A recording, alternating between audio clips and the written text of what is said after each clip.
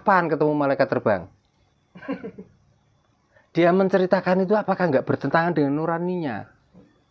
Kalau itu dia menganut cerita orang ini zaman dulu, apakah itu bisa dipercaya kira-kira?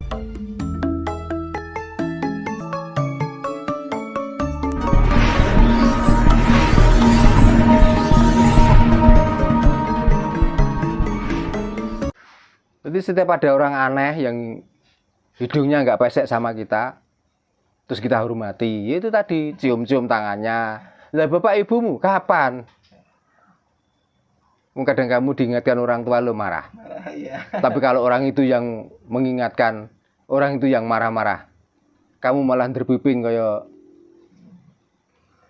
cacing kena banyu sabun. Nah, itulah. Terus apa yang dikatakan seolah-olah itu kebenaran. Kebenaran bel.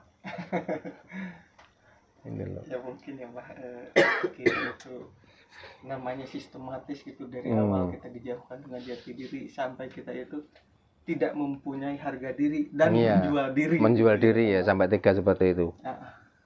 Terus ini Mbak, mungkin agak keluar dari topik pertama. Iya nggak apa-apa. Ada beberapa pertanyaan tuh ini Mbak. Katakanlah malaikat, nabi dan sebagainya gitu kan, semuanya itu ada pada diri kita gitu kan Mbak, bisa dianalogikan seperti itu. Kemarin kan sudah saya wedar. Nah ini Mbak, apakah yang digambarkan sosok yang ada gitu, ada sosoknya itu, apakah itu suatu rekayasa atau seperti apa gitu kan?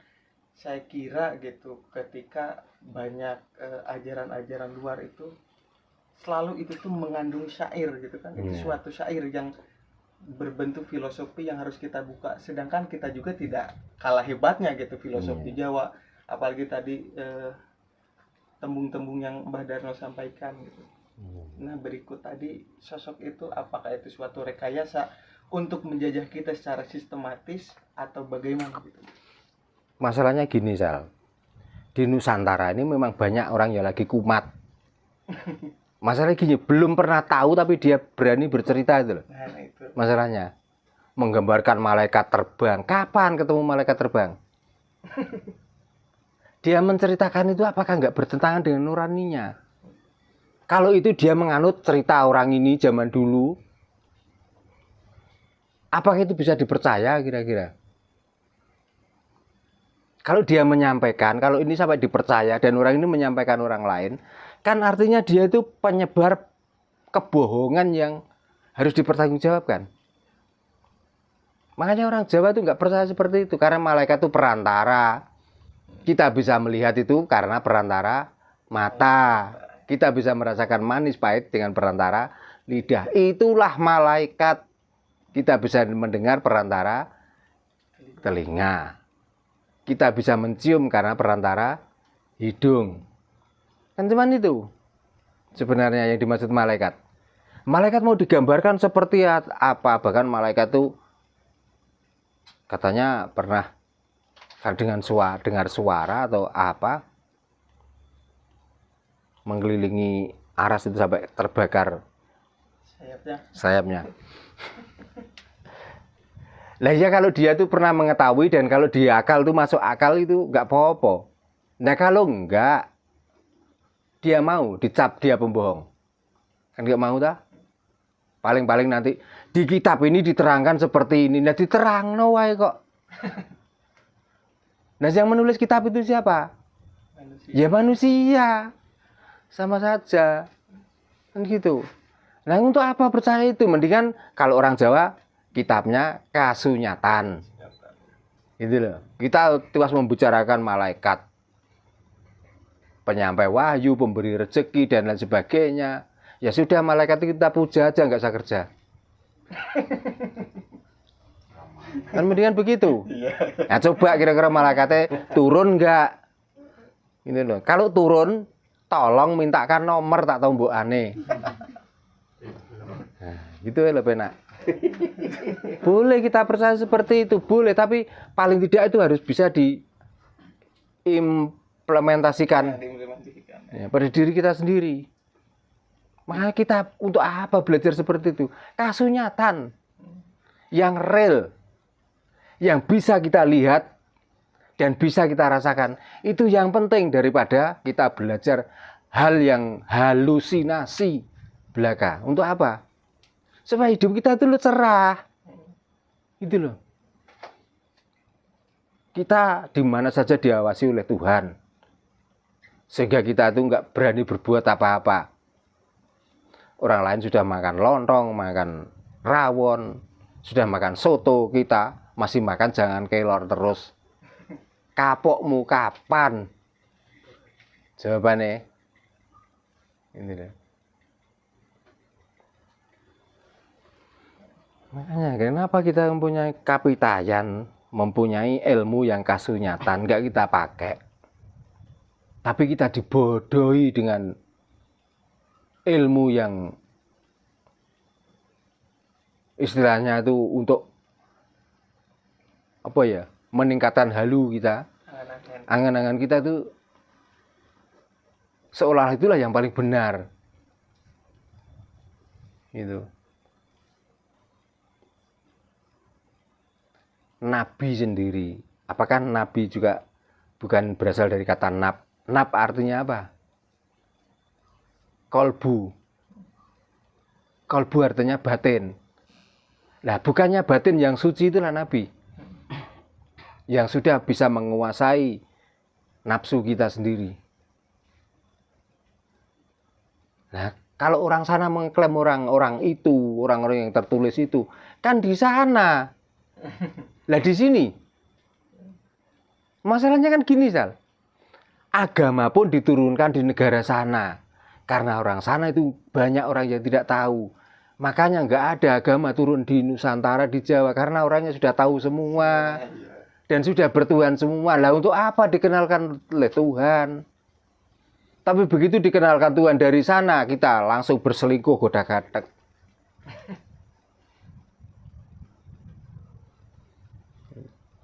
Makanya lihat saja di mana negara dituruni agama dan turuni nabi. Berarti agama negara itu adalah negara rusak malahan.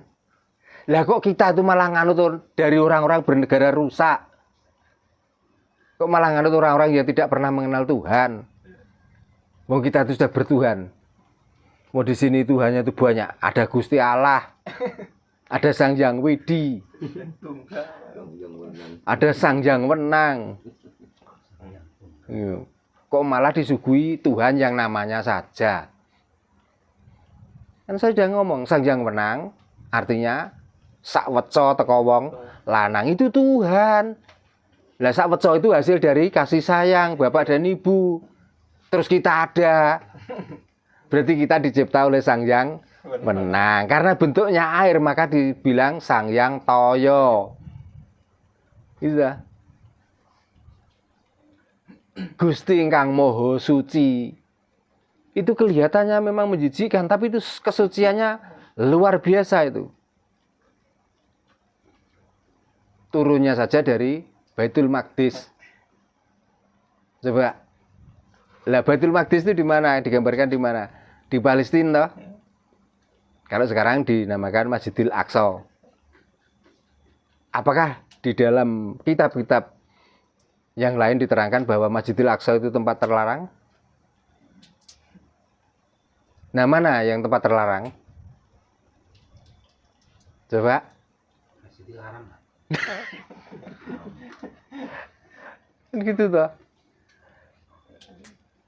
Makanya. Ini tetap saya tekankan. Ayo waras. Kita menerima bahwa kita itu diciptakan menjadi manusia. Sudah. Kita harus tiru hewan. Kita harus meniru pohon pisang. Ya, walaupun tadi sudah saya omongkan, ini saya ulangi lagi. Contohnya kalau kita itu meniru pohon pisang. Mulai kecil dia tumbuh dengan sendirinya. Sampai besar. Dan akhirnya dia mengeluarkan ontong. Dan setelah ontong itu nyebar, akhirnya membuatlah apa itu lek ngarani apa pentil. Ya mulai pentil buah lah. Sampai dia sabar menunggu, pohon itu menunggu sampai buah itu besar. Dan setelah besar, sampai masak. Akhirnya siapa yang menikmati? Manusia toh? Yang ditanyakan pohon pisang pernah menuntut apa sama manusia? Karena buahnya sudah diambil, pohonnya malah dipedot, dicacah-cacah, dibuang. Tapi karena dia sudah menerima bahwa dia itu adalah pohon pisang, ya sudah nggak nuntut apa-apa. Pernah pohon pisang, karena saya sudah berbuah, nanti saya minta mohon masuk surga loh Gusti. Pernah? Itu. Kambing yang kita sembelih, pernah dia setelah disembelih, saya nanti ya masukkan ke surga loh Tuhan, karena saya sudah disembelih manusia. Pernah? Kira-kira. Dan kita yang menyembelih, apa pernah kita memikirkan kemana roh kambing yang kita sembelih tadi? Pernah? Lah yang ngumek terus lah menungso toh. Sebenarnya wis ngurbakno nyawane wedhus. Wedhuse diancam nggo tumpakan, ngeterno mlebu swarga pisan. Ha niki nek ra sentengan ra mungkin. Lah apa pernah memikirkan rohnya kambing itu loh? Setelah disembelih lo kemana? Pernah memikirkan? Coba. Nah, apakah kamu selalu kepengen dijajah dengan pemikiran-pemikiran seperti itu? Kira-kira? Sudah enggak mbah ke belakang enggak mbah pedes malah. Ya ganti topik. Oke Mas. Enak, Pak. Sini ku enak, kan rasa. Ya, tapi kata sini mboten trimo mangkene iki ndak.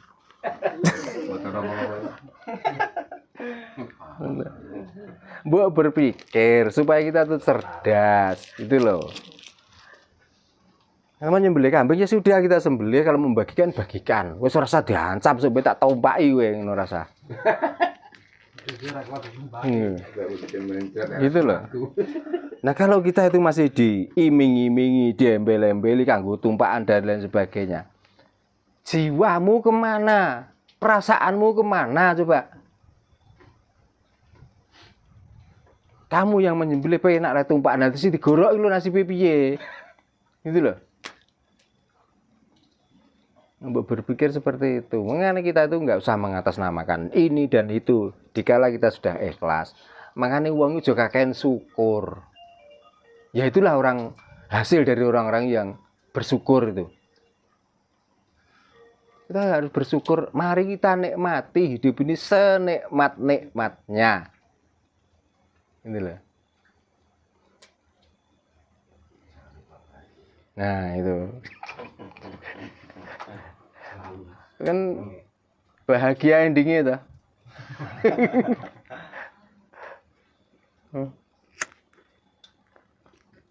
Monggo Mas In. Oh ini Pak, tadi kan sudah dijelaskan bahwa menjadi manusia itu harus taat kepada titah sebagai manusia. Maksudnya dari taat dan titah itu apa dan siapa yang memberi titah? Sedangkan tadi sudah dijelaskan bahwa Tuhan itu ada bersama kita. Siapa yang memberi titah? Jenengan percaya urip. Sing memberi titah nggih uripe jenengan. Nah, karena di dalam hidup itu ada enak dan tidak enak. Lek jenengan gak enak kepengen carane enak terus pundi? Itulah titah.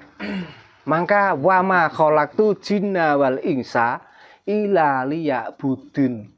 Karena di situ gandeng antara jin dan manusia.